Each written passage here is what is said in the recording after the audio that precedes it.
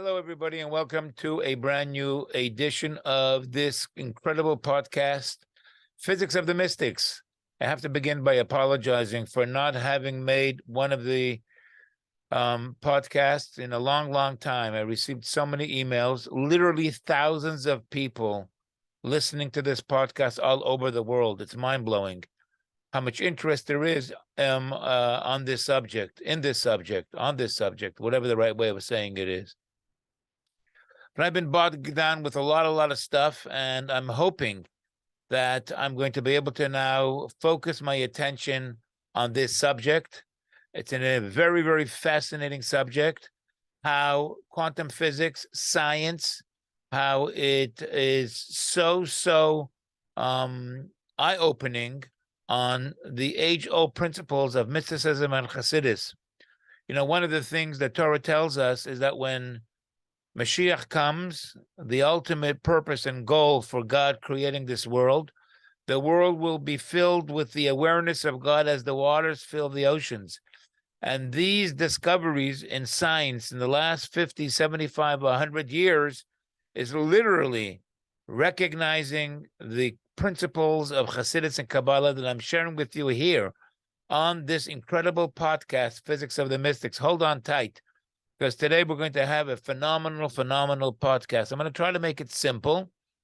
That's going to be the new modus operandi. We're going to try to make it simple because the truth is this is a very, very difficult subject, and a lot of people think they know what they're talking about and imagining not exactly what this science is all about. My name is Rabbi Shlomo Azagwi. I'm a rabbi here in South Florida. I've authored a book on Maimonides that covers the entire magnum opus of the Rambam Maimonides, all 14 volumes. It's called Maimonides Advice for the 21st Century. I've authored this incredible book called Spiritual Soul Book, over 800 pages, 300 chapters on everything you can imagine, on spirituality, stories, inspiration, about dreams, about the soul, about thought, about speech, about action. So many incredible things. It's called a Spiritual Soul Book, and it's being revised as we speak right now. And then I'm working now on this incredible new book, which I believe and I hope is going to bring to the world of science a brand new appreciation for this science itself, quantum physics. I'm not going to spill the beans quite yet on what specifically I mean, but I'm very excited about it. So let me begin today's podcast with a quote from Paul Dirac. Paul Dirac said the following. Hold on tight for this quote.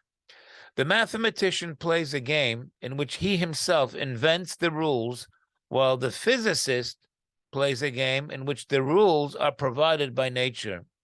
But as time goes on, it becomes increasingly evident that the rules which the mathematician finds interesting are the same as those which nature has chosen. Very, very deep and very insightful. And from this quote, you can tell Paul Dirac was literally hitting on what the theme of this podcast is all about. Scientists are coming from the exterior, and mathematicians are coming from the exterior. We're trying to make sense of this universe, of this world, of the energy that is all around us. So we try to use some kind of tools which we devise in the form of equations that the mathematicians offer. But then when it comes down to it, we start to realize that what the physicists are putting their finger on, so to say, is in truth what is real, and the mathematicians are discovering what happens to be the nature that the physicists were always recognizing. That's an incredible, deep statement. We can make a whole couple of podcasts just on that statement alone from Paul Dirac, but I'm not going to do that today. But I'd like to continue talking about that I remember quite well, but actually pretty vague. It's been so many weeks since the last podcast, but I'll tell anybody who's listening to this podcast to listen to the one before this and maybe the one before that as well. And you will you will be able to appreciate where we're going to talk today, and that is the strangeness of the quantum world, and how the understanding of Hasidus and the understanding of Kabbalah and the understanding of Judaism, which we say in the Aleinu L'Shabeach. Joshua is the one that composed the Aleinu L'Shabeach, the great successor of Moses.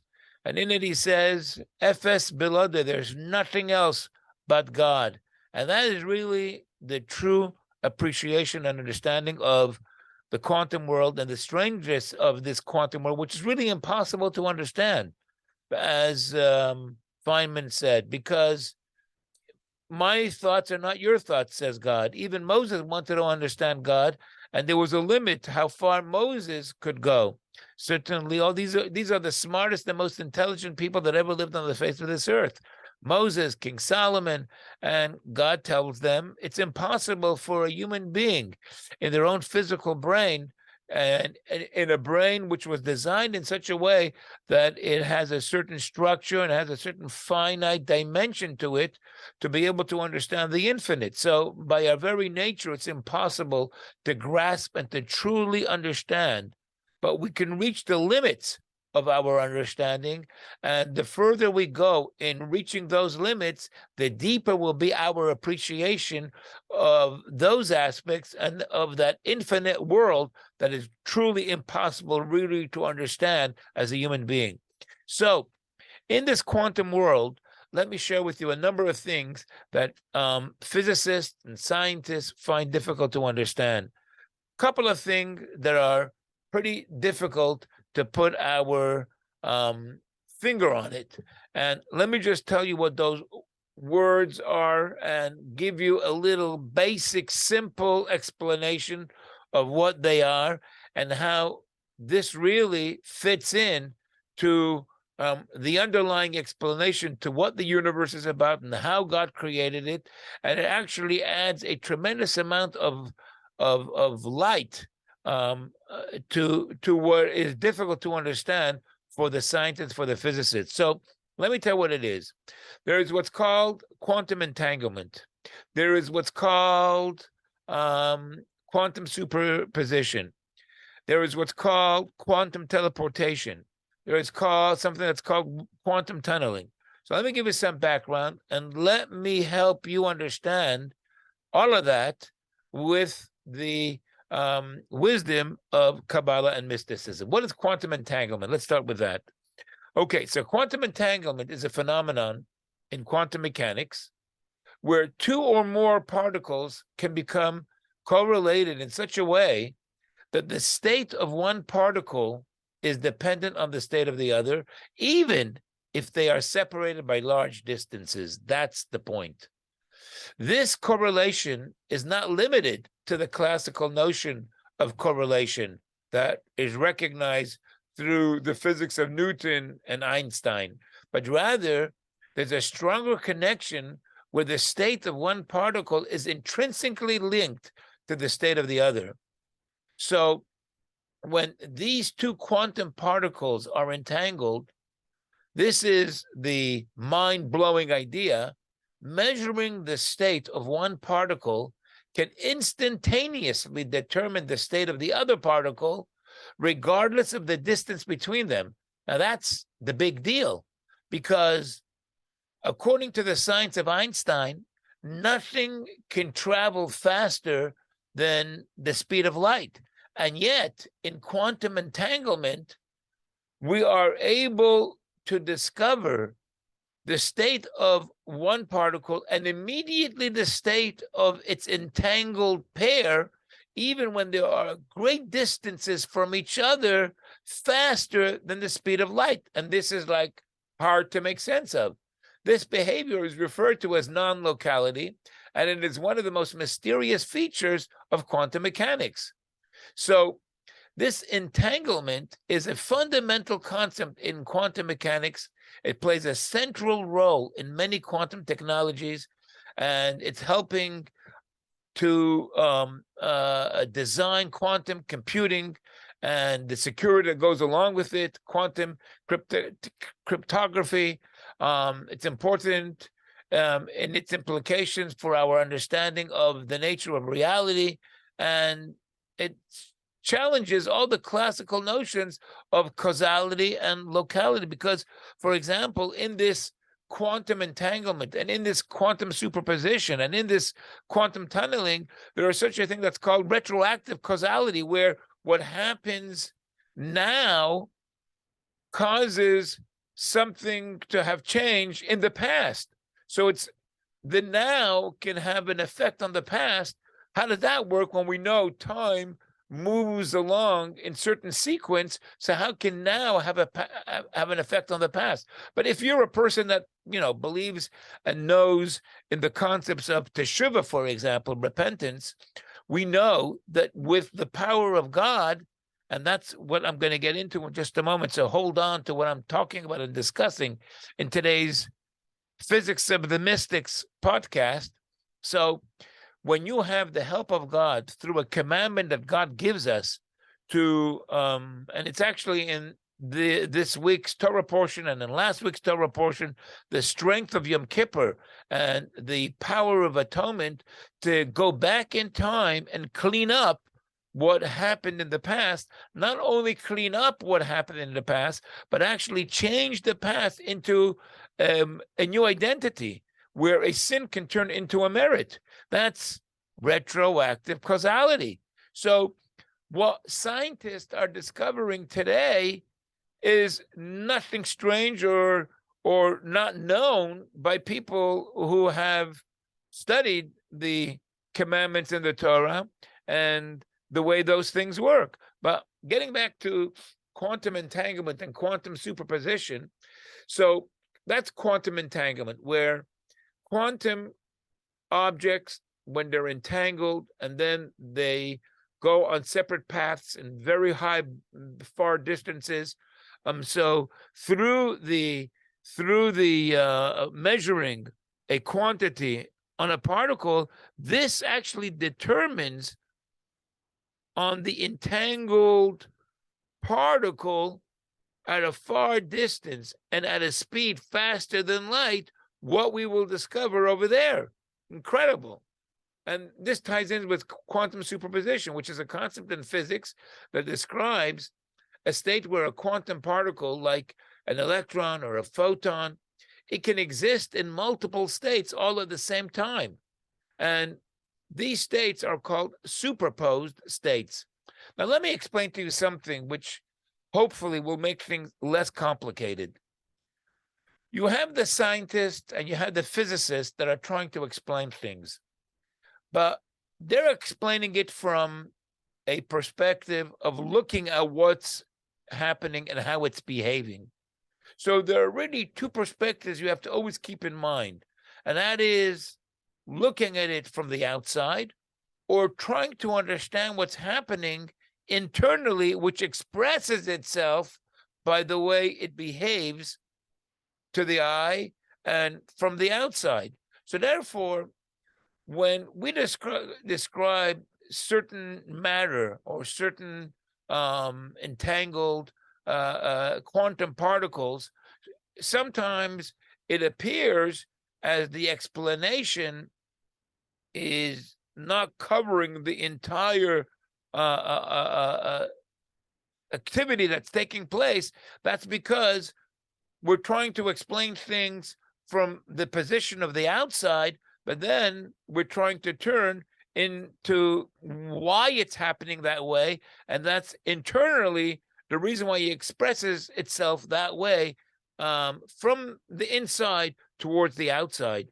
I don't want to get too complicated right now, but in quantum mechanics, they've come to an understanding that there are 24 quantum fields, and that's something for another podcast, how that itself fits in so well into the 12 hours of the day and the 12 hours of the night and the 12 tribes and the 12 months. And it's not just a superficial relationship in numbers, but this is an expression of all those mystical and Kabbalistic truths that we are recognizing and discovering as another, so to say, aspect of what makes this podcast to be so powerful and so strong, it's another aspect of this Kabbalah and this mysticism that is expressing itself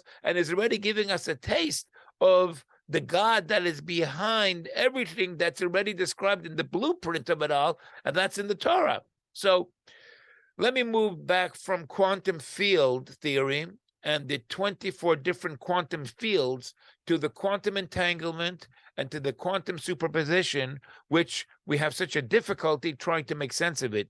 And the reason why we have such a difficulty trying to make sense of it is because how does it happen? Let me give you an example. Imagine you have a coin that is spinning in the air. Before it lands on heads or tails, it's in a state of a superposition where it could be either heads or tails when it's spinning, right? However, once it lands, it's no longer in a superposed state. Once it comes down on a flat surface, what you see is heads or tails, and what's on the other side, depending on what side you're looking on, will be the other side of the coin, and it'll be either heads or tails. But in the quantum world, particles can exist in multiple superposed states simultaneously until they are observed or measured, which causes the superposition to collapse into a single state. And this phenomenon is the basis for some of the strange counterintuitive properties of quantum mechanics. Like in the case of quantum entanglement, where the two states are entangled with each other in such a way that studies have determined it's not even like it's a heads and a tails, just waiting for you to discover what side is heads and what side is tails. In this state of quantum superposition and in quantum entanglement, it is actually not one state or the other until it becomes either heads or tails, or until you discover one state. Then what will happen in this other pair in quantum entanglement will reveal itself in such a way that it will now become what you discover of it. I hope you're all following along with what I'm talking about. And if not, please send me an email to physicsofthemystics@gmail.com. So we will have to explain this on a even further simple level, so that I want everybody to understand what we're talking about. And you're going to have to hold on for a couple of podcasts, I believe, in order to truly catch the drift of what quantum physics and quantum mechanics and quantum field theory is all about.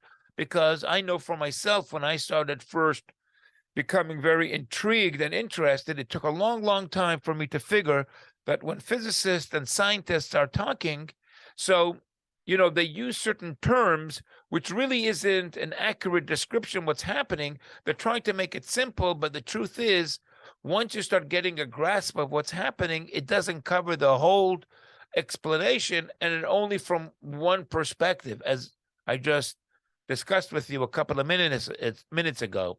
So in talking about quantum entanglement and quantum superposition, we come to this other phenomenon in quantum mechanics, which is called quantum teleportation. And that is where there is a transfer of quantum information, not necessarily matter, but there's a transfer of quantum information at these speeds that are greater than light. And that's really what everybody's scratching their head and trying to figure out. How could there be a transfer of information?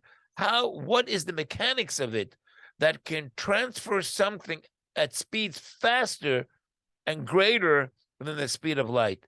How does it work out that in quantum entanglement, and these two things that started out to be entangled, when you measure the state of one particle, instantaneously the state of the other particle is expressed and revealed, as if what happened to one caused the other thing to happen.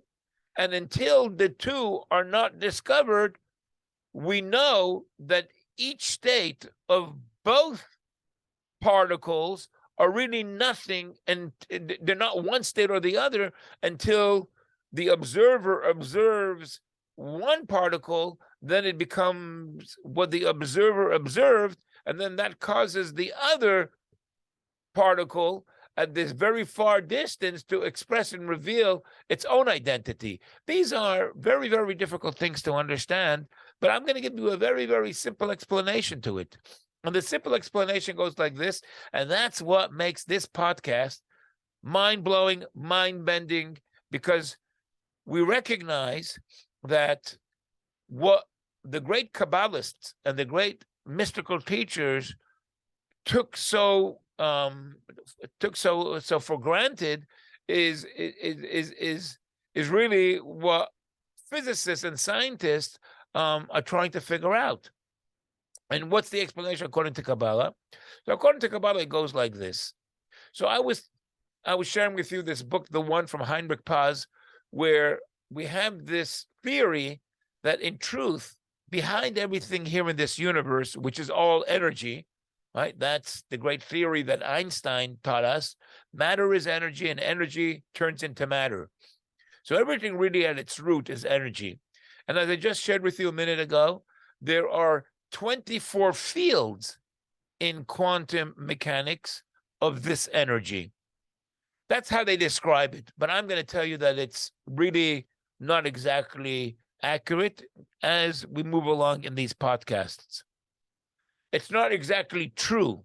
You know, as I quoted to you from Paul Dirac, we need to have some kind of a way to make order. So we call the mathematician and we tell him to create all different types of equations so that we can somehow try to figure out an order to what's going on.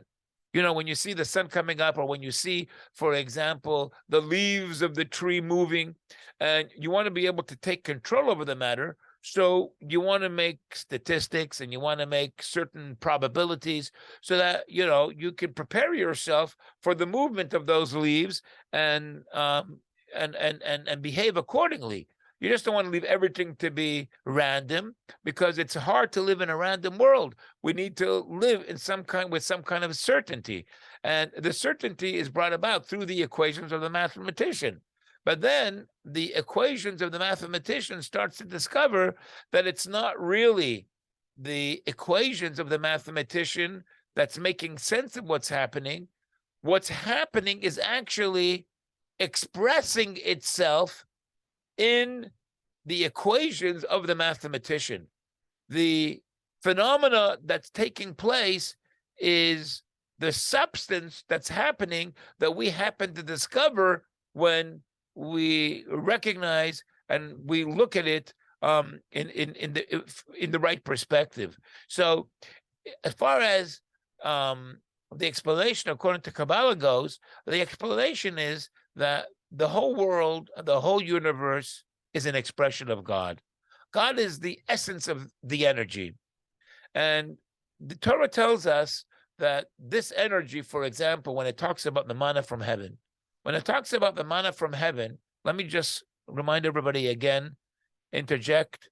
I need to hear from all of you that are listening to me. I see from the statistic that it's literally all over the world in the thousands of people listening to me, but I really enjoy, and it means a lot to me when you send me emails to physicsofthemystics@gmail.com, just checking in or suggesting or giving me your feedback. It means a real ton to me that I hear from people. So send in your emails to physicsofthemystics@gmail.com. Okay, so back to what we're talking about. When the Torah tells us that the Jewish people ate manna from heaven when they were traveling for 40 years in the wilderness, and King David explains it to us as the food and the bread of the angels. Now, angels are spiritual. Angels don't eat coriander seed looking food that tastes like honey, right? That's how kitzapichis bidvash. That's how the Torah describes the manna. Coriander seed, and that was covered with dew and was sitting upon dew, D-E-W, dew. And it tasted like honey or anything that a person had in his mind. And I'm going to talk about this another time. It was everything they had in their mind. You know why? Because it was the quantum field that they were eating in the form of energy. And what they had in their mind as observers actually defined the food that they were eating. So according to what they had in their mind, that's what the Torah tells us, ladies and gentlemen. The Torah tells us that it was whatever they had in their mind. The observer, the mind had that kind of a power that it molded the taste of that energy in their body. And because it was so spiritual, there was no waste. They didn't have to go to the bathroom, to the toilet for 40 years. The Jewish people didn't have to go to the bathroom or to the toilet. But it's explained in the Hasidus and mysticism that what kind of food from heaven, what kind of food of the angels could the people be eating? The angels don't eat any kind of physical food or any kind of physical energy. It's all metaphysical. It's all spiritual.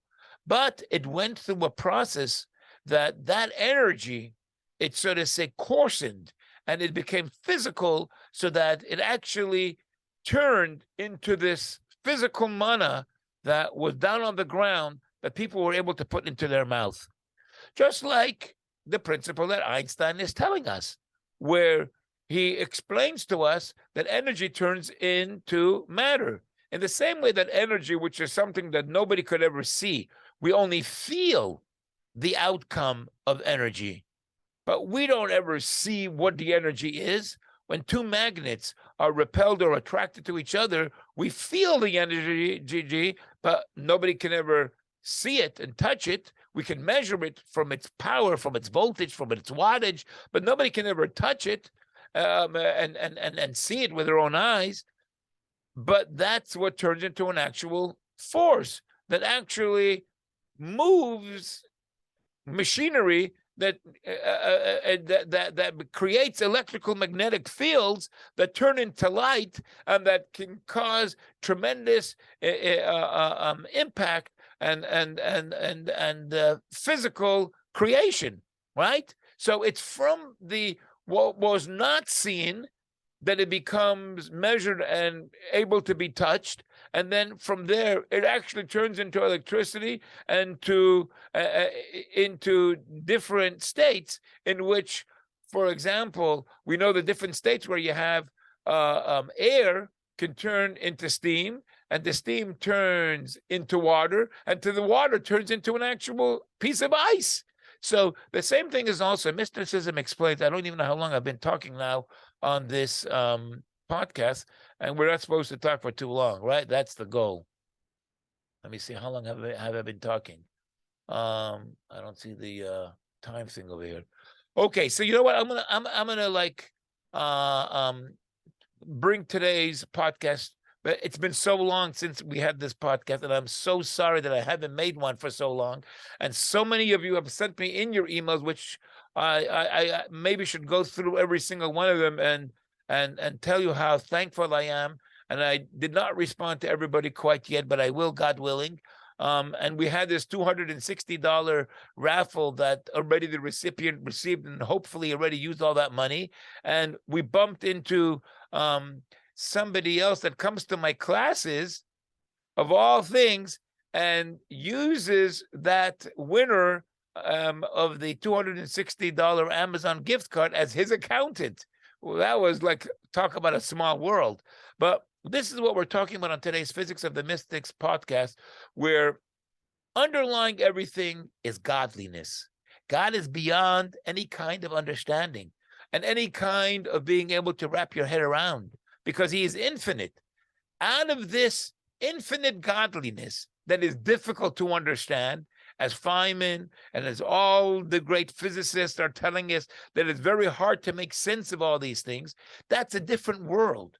That's before it becomes the physical matter that Newton's mechanics and that Einstein's mechanics can measure in a very concrete fashion. This is a level before it becomes concrete, the quantum physical world.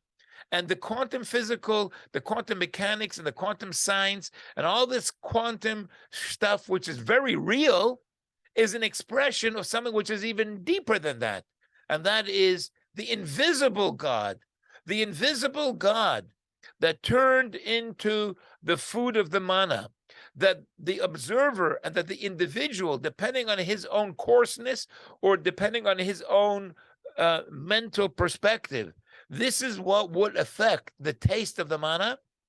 The same thing is also, those are the different stages that we are going to discuss and try to work around to make greater sense of a field that physicists and these Nobel Prize winners are still trying to work out. But for people like you and me and the great rabbis, it all makes sense. And this is the explanation to so many of the rules and the laws that the Torah tells us. And when you understand the quantum physics, and when you understand the Kabbalistic underpinning, the whole thing makes so much sense that you become very strongly excited about praying. You become strongly excited about the strength of faith and of trust in God and what that connects you with and what will come as a result of your positive expectations of God's goodness and of God's kindness. So, ladies and gentlemen, I most likely did not finish to many of your satisfaction, and that's exactly what I want to hear from your emails, so that you can tell me specifically and direct me what I should be talking about on the next podcast, which will hopefully, and God willing, not take as long as this one did from the last one that we already had. So until next time, be assured of the fact that when you do mitzvahs and when you learn Torah and when you put on tefillin, you are making a tremendous, tremendous impact, not just in your own life, but since the whole world and the whole universe is all connected to each other in ways that connect faster than the speed of light, know that what you're doing has that impact in actuality. Not that you have to hope for it, not that you have to even have trust in it. That's what's happening. So until next time, stay strong and see you next time.